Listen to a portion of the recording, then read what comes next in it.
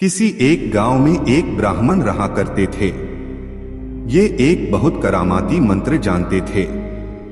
मंत्र का गुण यह था कि एक विशेष प्रकार का नक्षत्र योग आने पर जब उसका प्रयोग किया जाता तो आकाश से नाना प्रकार के रत्न और धन की वर्षा होने लगती थी। उस ब्राह्मण के पास एक बड़े बुद्धिमान विद्यार्थी पढ़ते थे। एक दिन एक काम से ब्राह्मण उस विद्यार्थी को लेकर घर से बाहर हुए।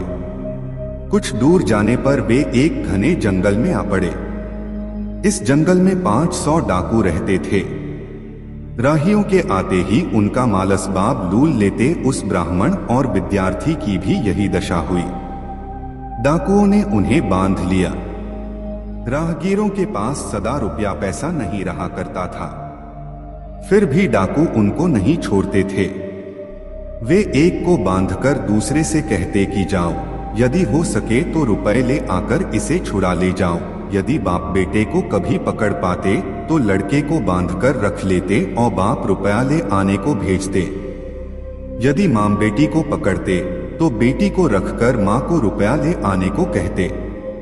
इसी तरह दो भाइयों को पकड़ते तो छोटे को रखकर बड़े को भेजते और गुरु चेला को पकड़ने पर गुरु को रखकर चेले को भेजते। इसी के अनुसार उन्होंने ब्राह्मण को पकड़ रखा और शिष्य को रुपया पैसा ले आने के लिए भेज दिया।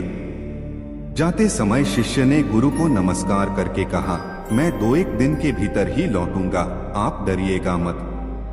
किंतु एक काम आपको करना होगा। आपको मैं सावधान किए जाता हूँ, आज धनवर्षण का योग है। ऐसा न हो कि आप दुहक से कातर होकर धनवर्षा करें। यदि करेंगे तो आप खुद भी मरेंगे और ये 500 डाकू